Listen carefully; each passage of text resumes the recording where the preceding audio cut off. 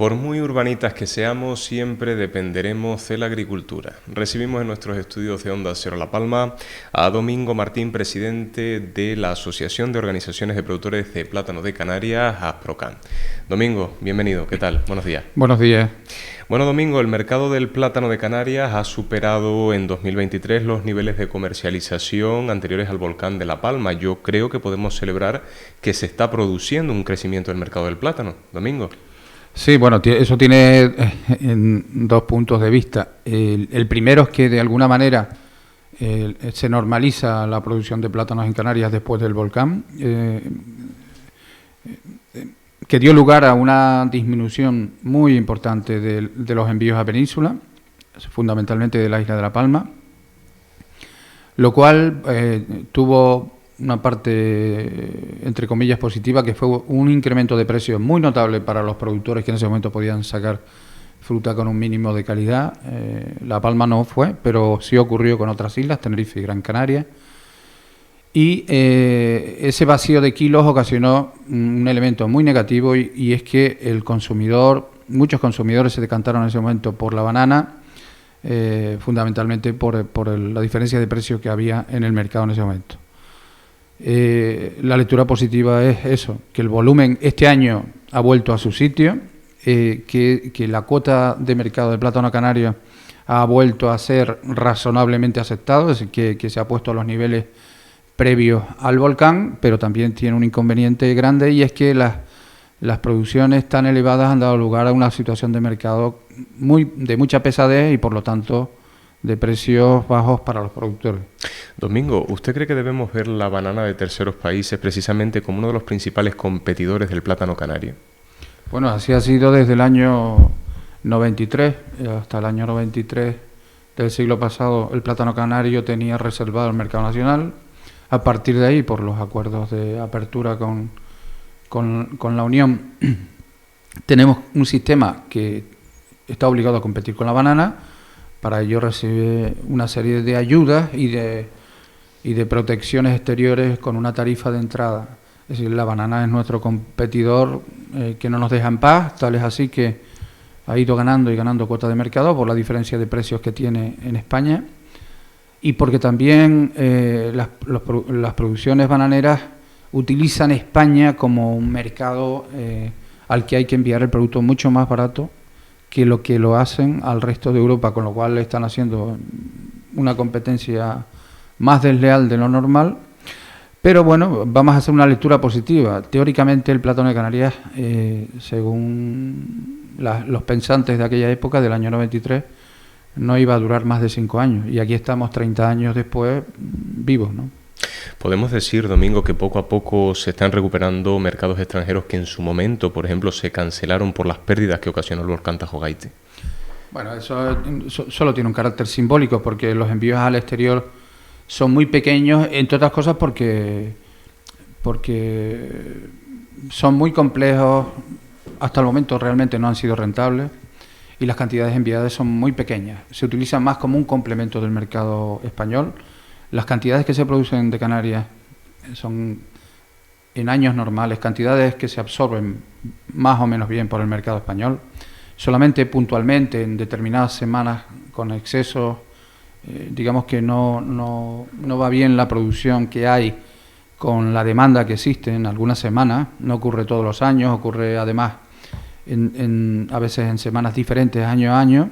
El mercado nacional suele ser casi suficiente para eso y eso es lo que ocurre cuando debido a lo que está pasando este año, que hay una elevación de temperaturas casi de todos los meses, cerca de 2 grados por encima, eso ha dado lugar a un adelanto de las producciones y hay que ser una producción elevada, pues da lugar a que no existe una sintonía, digamos, entre los kilos enviados y la demanda del mercado, ocasionando precios muy bajos.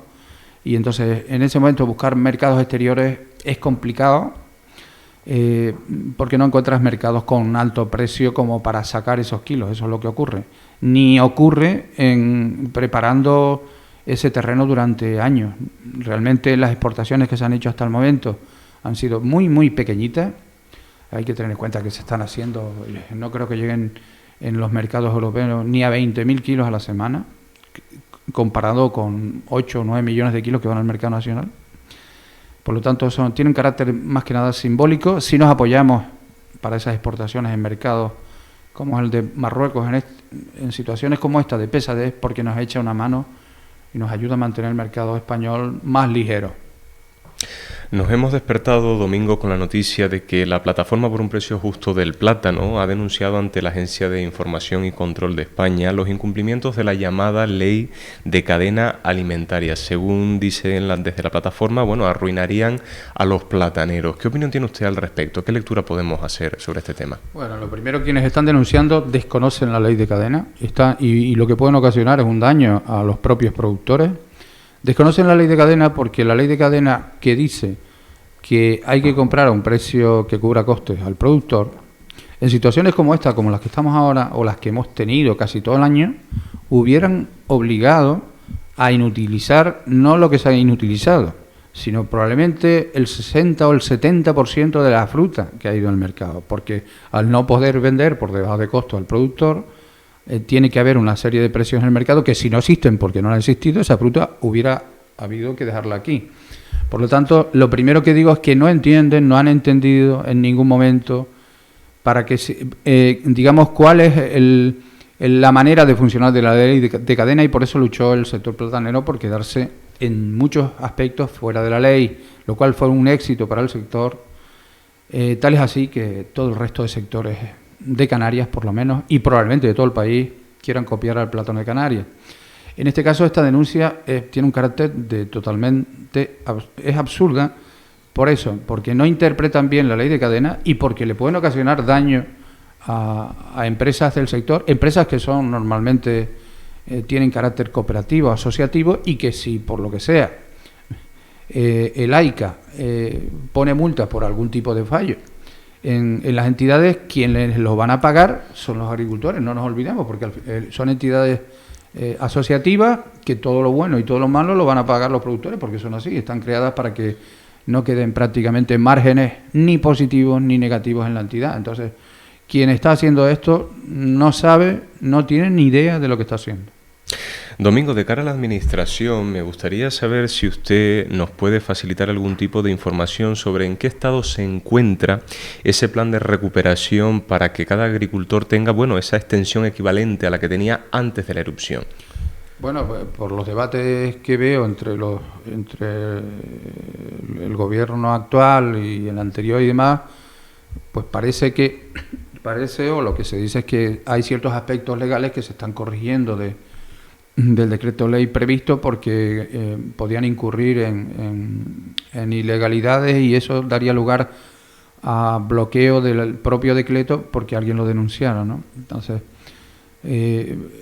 yo lo que quiero dejar sobre la mesa es que quien quiera que gobierne tiene que tener un objetivo claro de resolver eso, de ir en positivo, no en negativo, de resolverlo, porque la situación actual, ¿cuál es?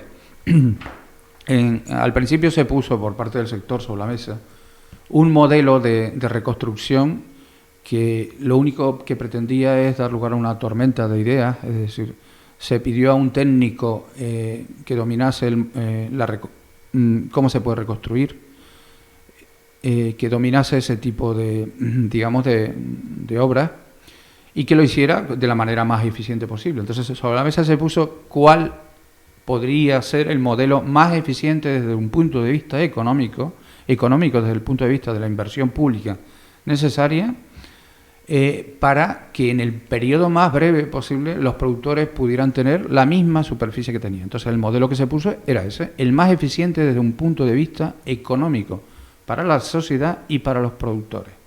Y solo quería ser un modelo con el que empezar a trabajar, y así ha sido. Así se puso sobre la mesa y dio lugar al debate, a que unos estuvieran a favor, a otros en contra, y que se propusieran alternativas. Ese era el objetivo de ese proyecto.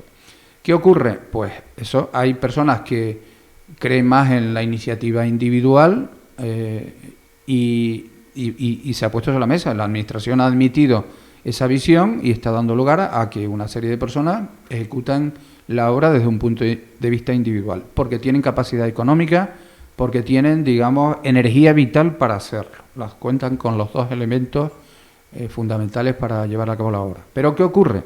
Una gran mayoría de las personas afectadas no tienen ni la capacidad económica ni la energía vital, digamos, para llevar a cabo este tipo de obras en este momento.